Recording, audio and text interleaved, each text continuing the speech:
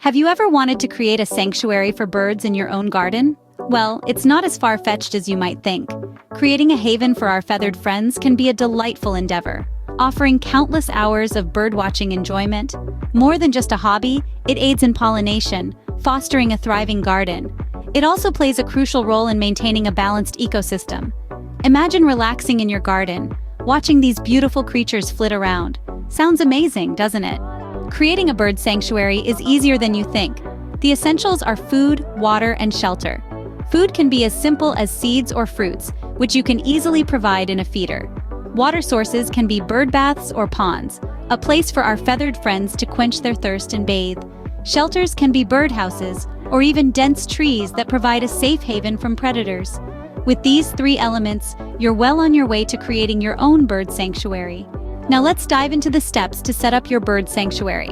First, find a quiet corner in your garden. Next, install bird feeders filled with different types of seeds to attract a variety of birds. Don't forget to add a water source, like a shallow bird bath. Finally, provide shelters or nesting sites using birdhouses or dense shrubbery. Remember, the key is to create a safe and welcoming environment. And voila!